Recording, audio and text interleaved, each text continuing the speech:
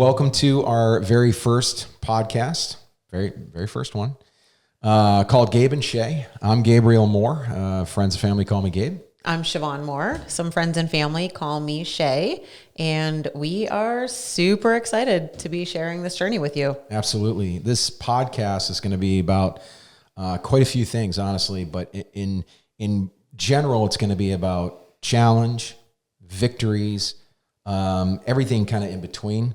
It's about how we face some of life's toughest moments and how we've come out stronger and better for it.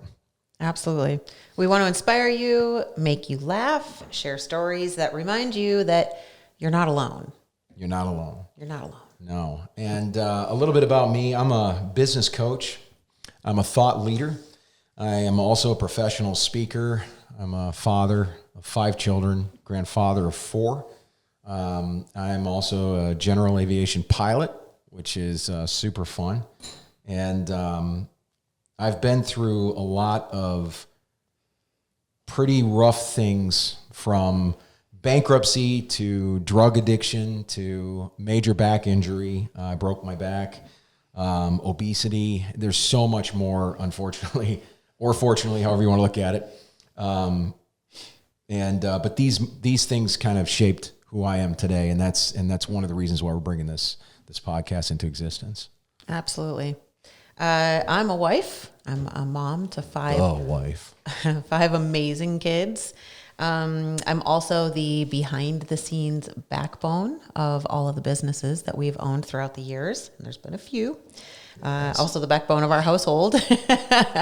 I'm a dog mom as well. I grew up in an extremely strict environment, a very strict household where there wasn't really room for adventure or mistakes. And so partly probably because of that, I then spent a lot of my 20s making terrible decisions and choices. And, I did a lot of exploring the world, but not necessarily in the best ways. And so thankfully, I've spent the last 20 years growing into the incredible life that we have now. Yeah. This beautiful, incredibly hot wife of mine and I have been together for 14 years and loving every minute of it. Honestly, growing together with her has been a game changer for me, at least. Well, that's one way to put it. It is. It is. Through everything, though, we've learned how to grow together, thankfully, and not apart. It's been quite the journey. Yeah, we're going to be talking about everything from relationships, personal growth, to business, gratitude, and even those hard, messy topics too that, kind of nobody wants to touch on, nobody wants to talk about. We're going to get nitty gritty. This is actually our opportunity to be very raw and be very open about who we are, the challenges that we've faced, and what we've done to kind of get over it. Yeah, absolutely. The podcast is a reflection of who we are and what we believe. Life isn't perfect, but it is beautiful, in my opinion. Yeah. And we want to be able to share those ups and downs, the roller coaster, the lessons that we have learned, and some of the tools that have helped us get through all of it. Because it's not just about the big things. It's about communicating when you have completely different views on many things, like finances or raising kids or how many dogs to adopt. We have no different views, by the way. None. They're 100% aligned all the time, every day.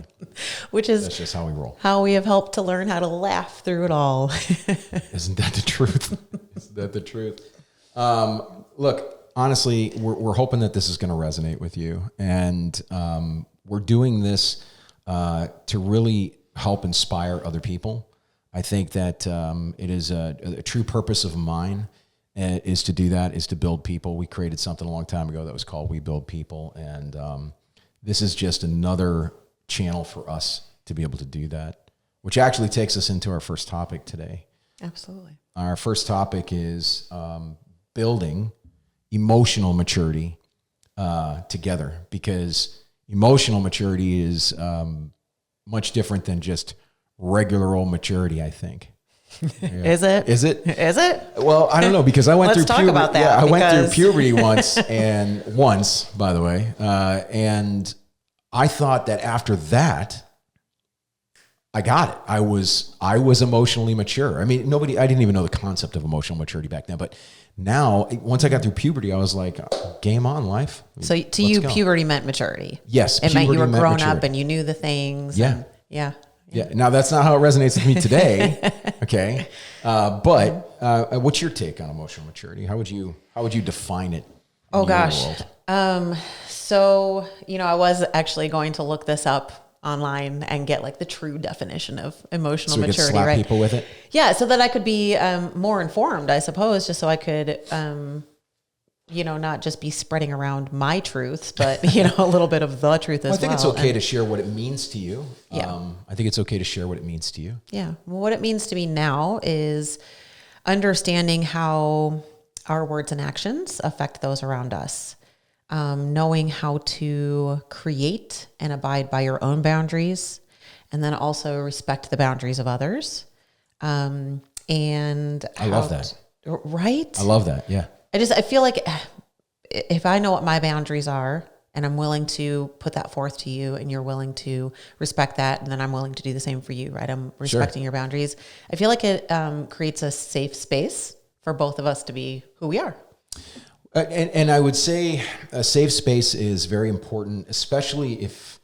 So I'm not kind of on the fence on the safe space thing because I understand what a safe space or how it's necessary in order to dive deep into your mind and deep into some of the emotional things that you might have in your past, especially therapists. They get paid to basically hold your hand while you go through these maybe major monumental traumatic things to help you have safety, to help you feel safe as you're exploring other perceptions of whatever that reality was, right? Okay. And so at the same time, I'm thinking to myself, okay, well, emotional maturity might mean you don't need a safe space anymore.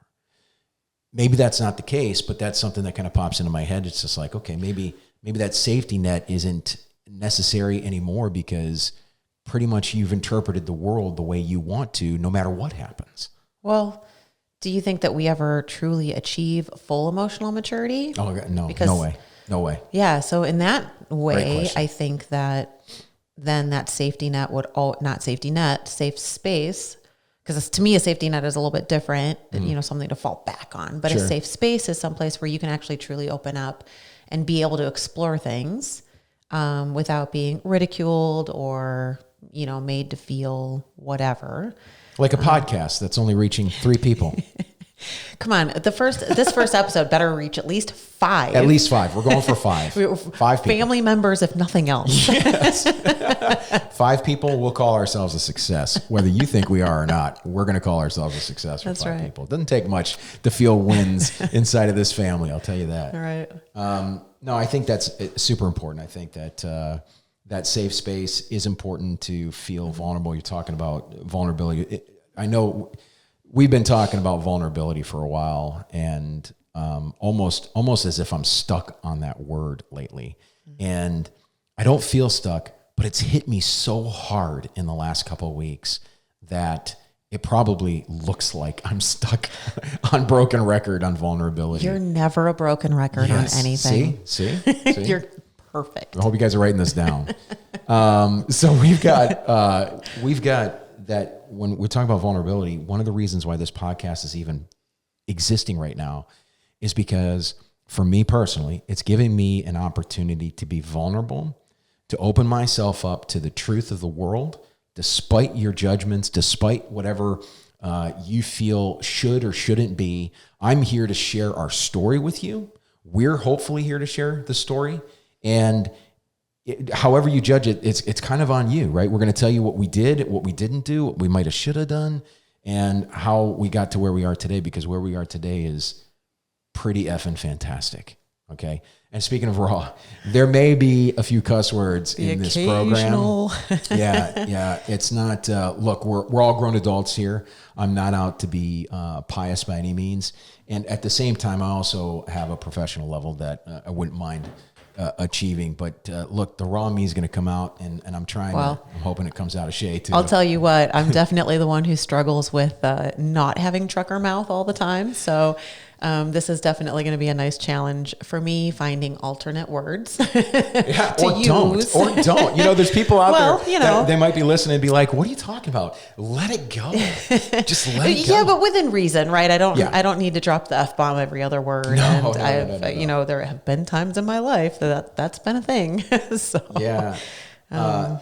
So one of the things about emotional maturity, for me, just kind of get this train started, for me personally, I think emotional maturity happened after my divorce and not immediately after my divorce. not divorce me. No, I would. No, look at her. I mean, come on. So, so now okay, in case you didn't, I've been married before. And, but during that marriage, I brought nothing but emotional immaturity to the relationship. And so I was responsible for bringing out the worst in my original spouse. And she may or may not have had some responsibility in what was brought out of me. I wouldn't claim either way. But after that, as soon as I got out of that, it suddenly kind of dawned on me of where I could go. And it didn't happen right away. It took a couple of years, but I was on the right track. A few years. Yeah. For both of us, though. Yeah, for sure. And then a few years after that, I actually looked up this old crush that I had, that I let get away. And it was, and just to be clear, she wasn't on my mind every day. She wasn't on my mind a lot at all, actually. The relationship, I was on a lot of drugs in my first relationship. We'll get into stuff like that too. But I looked up my old crush on this really cool program. I don't know if you guys heard it. I think it was made by one of Jesus's disciples or something. It's really old. It's like the original social media. Social media, MySpace. Yes, you guys know what MySpace is. Only half the audience is even going to know what MySpace was. To begin The with. one's gonna be like, you think the thing my grandparents use? Yeah, whatever. But look, it was MySpace at the time, and honestly, I didn't use MySpace. I was using Facebook at that time. Well, Facebook had just come out like a year or two previous. It was brand new, pretty recent. and Yep. I was refusing to jump on the train. No, she was a no-go. She was a no-go. I brought her to the dark side shortly after that. But in all fairness, I didn't use MySpace that much anymore either, didn't. which is why this story is what it is. Yeah, you didn't, because when I messaged her, it was 6 months 6 months. before she got that message. 6 months. I'm sorry. And then I was still emotionally immature, where I was kind of going through phones. I had problems paying my bills. And so one of my Switching phone numbers all the time. switching phone numbers. Yeah. And so, it was just by magic that I had the same phone, and she called that phone number one day out of the blue. And here's how powerful this relationship is, everybody. She said, "Is this Gabe?" And I just started crying. Me too. We both lost it. Immediately, I just started crying. Because even 6 months later, I'd forgotten about it. I'd let it go. She's obviously married with hundreds of kids and whatever. And instant cry, instant emotion. All of the emotions hit at the exact same time. It was crazy. It was crazy. I don't know. You want to add to that? What was your perception at that time? Oh, goodness. I remember exactly where I was sitting and what I was doing. And I was in my apartment in Florida. I lived in Hollywood, Florida at the time, which is about Hollywood, halfway between Miami and Fort Lauderdale. And and I hadn't been on MySpace in like 6 months because before that 6 months, I can't speak. I had a bad experience with somebody, like a stalker type person who wouldn't leave me alone and was awful. Hey, stalkers, don't listen to my podcast, okay? Yeah. So I had stopped going on MySpace because I was like, that's it. I don't need this kind of stuff in my life. I'm good. I don't need the drama. I don't know why I went on MySpace that day and checked my messages, and I saw yours, and I didn't believe it. I did not believe that it was the Gabriel. I couldn't believe that. I couldn't believe that I actually found you on MySpace. When I found you, I was tickled. And I definitely was not emotionally mature at that time. No, sure. That's an understatement. We're not. I had a lot of my own things still going on at that time anyway. But man, I will never regret making that phone call ever. No, it was the pebble drop in the water that became the ripple effect that we are today. It really was. And everything had to align right. I had to beat some major things in my life in order to even get to where I could hold the pebble in my hands to drop it. You know what I mean? It's such a light pebble, but I was so weak. I was so nothing back then. And future podcasts, we're gonna dive into some of those things that I had to go through and how we got through those. But we brought that here when she came into my life. Everything really started to change. I had a new reason to impress. Came into your life again. Yes. Because we haven't even talked about the original OG story of this. But you know what? We'll save that. We'll save the OG because it's a good one. We'll get back to that. And then, but when you came back in, I think that my intention was very much to impress you because I had to keep you. I had to figure out how to keep you, right? Yep. And so I think I went out of my way just to be as impressive as possible. And that's actually, to me, when my maturity started to rise a little bit. And I say a little bit because it really wasn't much at all. It wasn't much at all. It wasn't until, 4 or 5 years later that it really, really changed. Mm-hmm. So, when do you think your shift happened, or are you still working on it? Oh, duh, still working on it. Listen, I've got my moments. All right. I know that's ditto.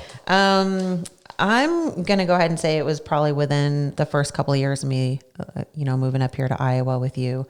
I was coming to terms with being a house mom, a stay-at-home mom. I'd always worked for corporate America or had side jobs all my life. I was very used to being out of the house.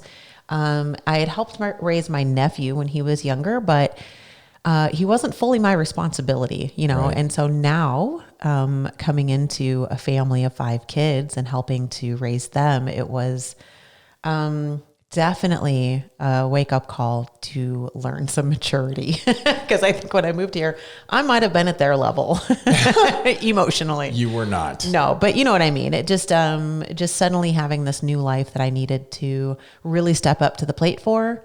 I would say that's what started my emotional maturity journey. It's funny that because now that we're talking about this, we had mentioned that both of us really wanted to impress each other at the very beginning, right? And quite frankly, at the very beginning, I think the kids kind of suffered the most from that because we were so busy trying to impress each other that we weren't really thinking about being a family. We weren't thinking about the consequences of kind of what we were doing.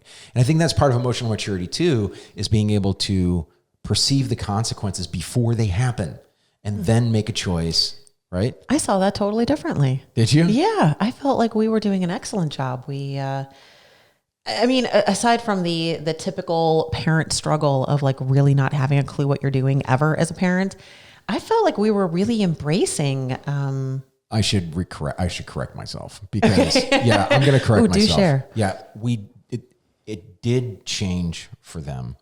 They did start to get more structure because, like Shey said, when she came into my life, there was very little structure. I was getting there, but it was really little.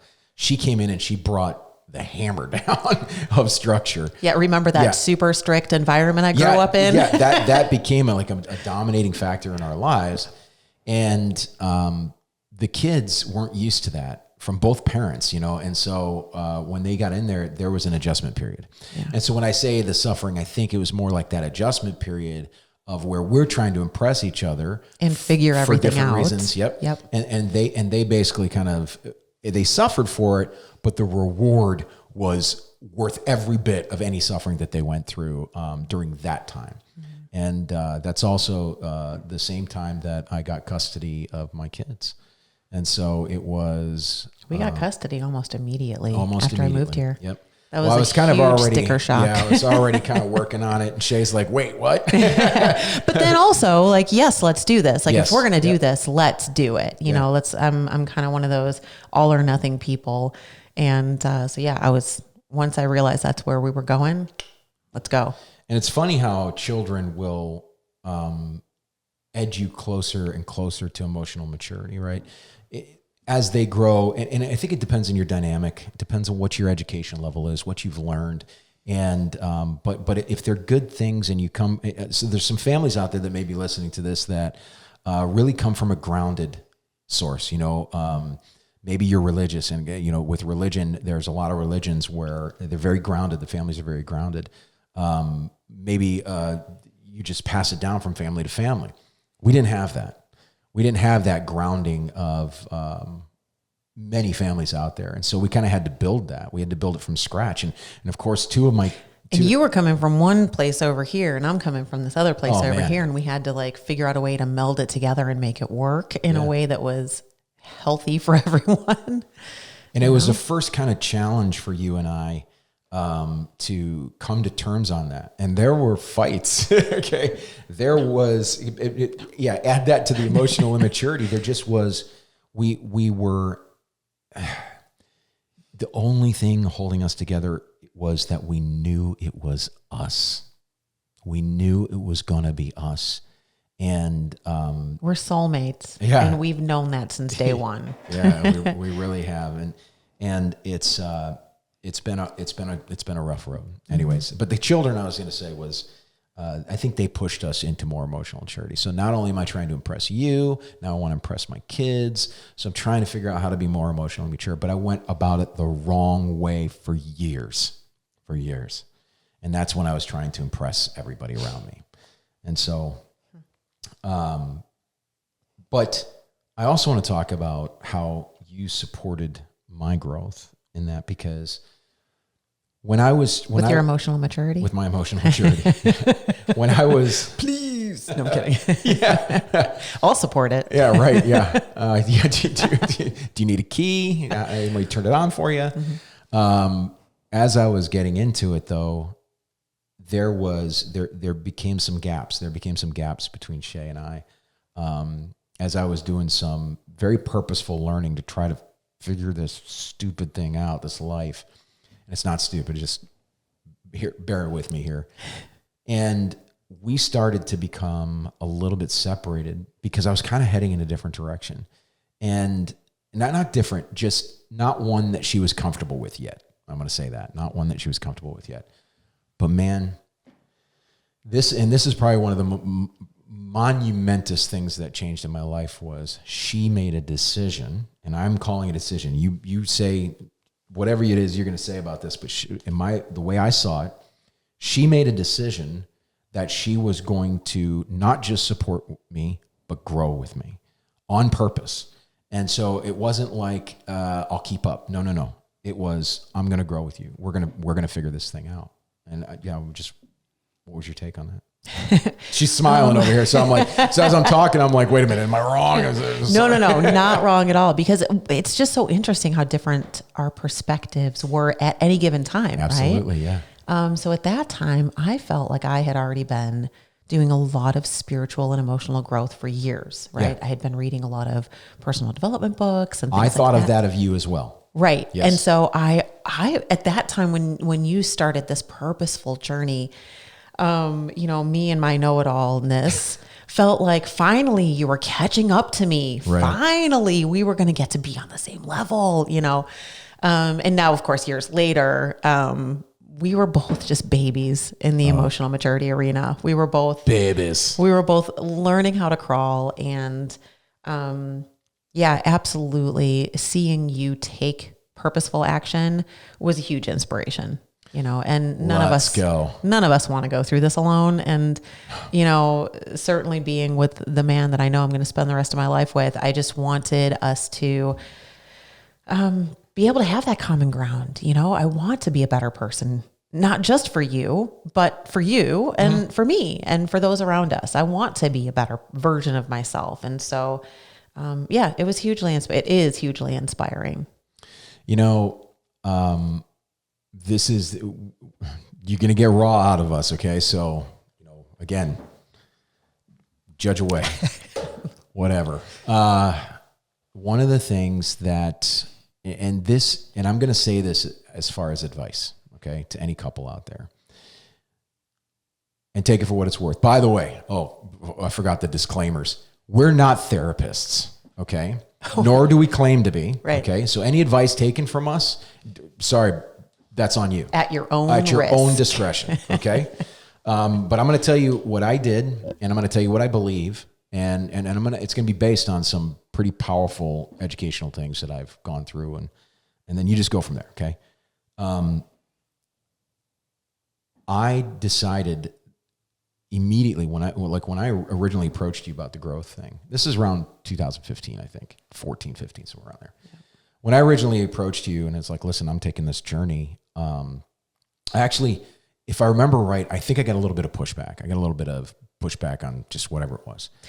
Well, if you don't mind me interjecting, go ahead. And it's funny because that's one of my notes is that I used to have a habit of cutting people off. No, not at all. It wasn't pushback at the idea of growing. It was pushback at the way that I felt you were approaching it, the way you were approaching it. Yeah, with me and those around you. Yeah, yep. And I remember that part too. And then I wanted to talk about that. So I basically, I went to Shey and I was like, look, I'm growing. You're either going to join me or I'm going to get out of this, or I'm going to grow out of this relationship. Notice what I said there, okay? Grow out of this relationship, because that's the truth. If one person in a partnership is going to grow, you are going to create a gap over time you're going to be a different person, but they're not going to be. And so that's where the decision had to be made. Well, it didn't have to be made, but that's where she chose to make a decision of, I don't want that gap. I don't want to experience that. I do want to grow. It's good for me. It'd probably be good for the relationship, good for the kids, everybody. I think that kind of happens when, like, say, one person in a relationship decides to start working out out of nowhere, right? Maybe they're fed up and they're like, I'm going to start a new workout routine, and the other person says, I shouldn't have to do that. You should love me for who I am and how I am, but like you're saying, if one person is starting to grow, then it just does create that natural divide. Yeah. You said it, natural consequence. I think that's accurate. And then if